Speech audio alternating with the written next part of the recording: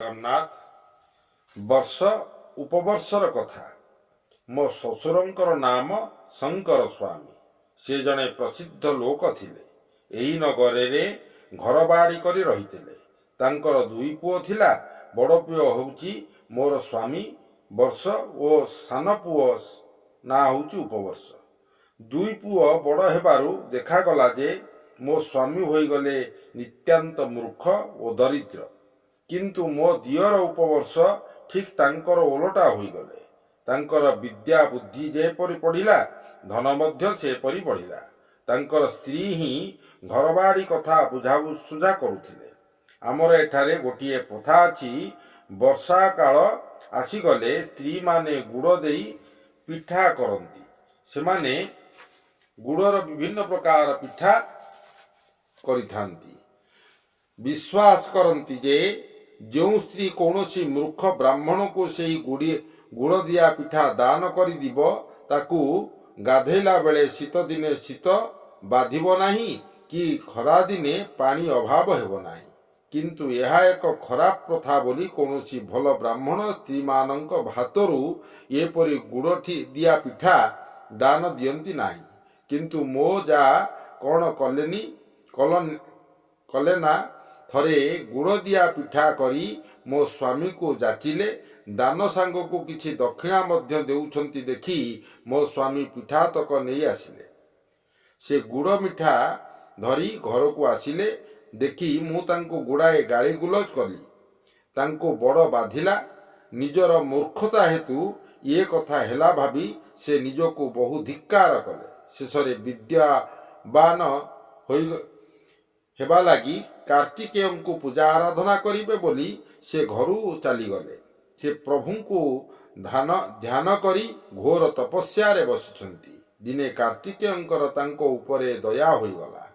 ପ୍ରଭୁ ତାଙ୍କ ଆଗରେ ଦେଖାଦେଇ କହିଲେ, ନିଅ, ମୁଁ ତୁମକୁ ସକଳ ବିଦ୍ୟା ପ୍ରଦାନ କରୁଛି। କିନ୍ତୁ ଶୁଣି ରଖ, ଯେଉଁ ବ୍ରାହ୍ମଣ ଥରେ ମାତ୍ର ଶୁଣିଦେଲେ ସବୁ ବିଷୟ ମନେ ରଖିପାରୁଥିବ, ସେପରି ବ୍ରାହ୍ମଣଙ୍କ ଆଗରେ ଏସବୁ ବିଦ୍ୟା ପ୍ରକାଶ କରିବ। ପ୍ରଭୁଙ୍କ ଠାରୁ ଆଶୀର୍ବାଦ ପାଇ ମୋ ସ୍ୱାମୀ ଆନନ୍ଦରେ ଘରକୁ ଫେରି ଆସିଲେ। ସେହିଦିନ ଠାରୁ ସିଏ ଜପତପରେ ଦିନ କାଟୁଥାନ୍ତି।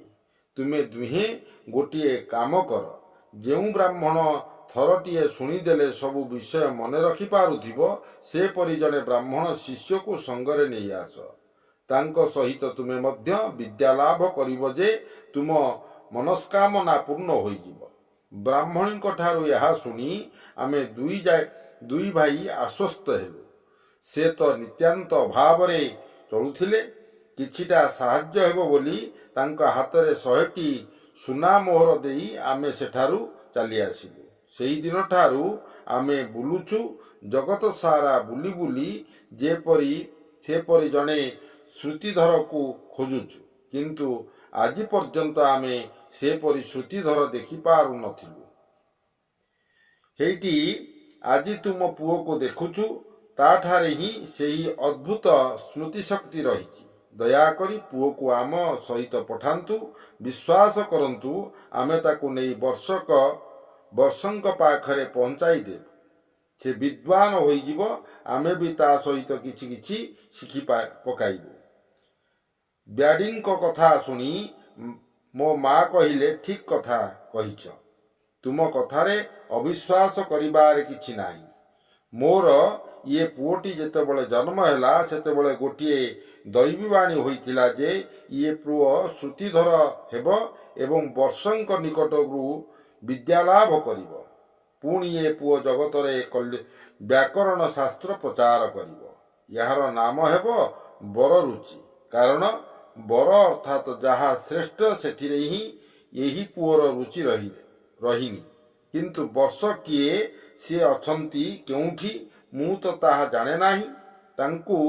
ତେଣୁ ପୁଅ ବଡ଼ ହେବା ସଙ୍ଗେ ସଙ୍ଗେ ସେ କିପରି ଗୁରୁଙ୍କ ଘରକୁ ଯିବ ବୋଲି ମୁଁ ଚିନ୍ତା କରୁଥିଲି। ବଡ଼ ଭାଗ୍ୟର କଥା ଯେ ତୁମେ ଆସି ଠିକ୍ ବେଳରେ ପହଞ୍ଚିଗଲ। ଏବେ ତ ତୁମେ ବର୍ଷଙ୍କର ବିଷୟ ସବୁ କହିଗଲ। ମୋର ଆଉ ଦୁଃଖ କରିବାର କ'ଣ ଅଛି? ମୋ ପୁଅ ତ ତୁମର ଭାଇ ଭଳିଆ। ତାଙ୍କୁ ସଙ୍ଗରେ ନେଇଯାଅ। ସୁବିଧା ଅସୁବିଧା ସବୁ ତୁଲେଇ ଦେବ। ମାଙ୍କର କଥା ଶୁଣି ବ୍ୟାଡ଼ି ଓ ଇନ୍ଦ୍ରଦତ୍ତ ଖୁସି ହୋଇଗଲେ। ତା ପରଦିନ ସକାଳୁ ମୋର ବ୍ରତଘର କରାଇବା ଲାଗି ସେମାନେ ମାଙ୍କୁ ଟଙ୍କା କଉଡ଼ି ଦେଇ ଉତ୍ସବର ଆୟୋଜନ କଲେ। କାର୍ତ୍ତିକେୟଙ୍କର ମହିମାରୁ ସଙ୍ଗେ ସଙ୍ଗେ ତାଙ୍କର ଷଡ଼ଙ୍ଗ ବେଦ ମନେ ପଡ଼ିଗଲା ଏବଂ ସେ ଆମକୁ ଷଡ଼ଙ୍ଗ ବେଦ ଶିକ୍ଷା ଦେବାକୁ ଆରମ୍ଭ କରିଦେଲେ।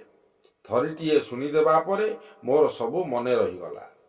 ବ୍ୟାଡ଼ିଙ୍କୁ 2 ଥର ଶୁଣିବାକୁ ପଡ଼ିଲା ଏବଂ ଇନ୍ଦ୍ରଦତ୍ତ 3 ଥର ଶୁଣିବା ପରେ ସବୁ ବିଷୟ ମନେ ରଖିପାରିଲେ।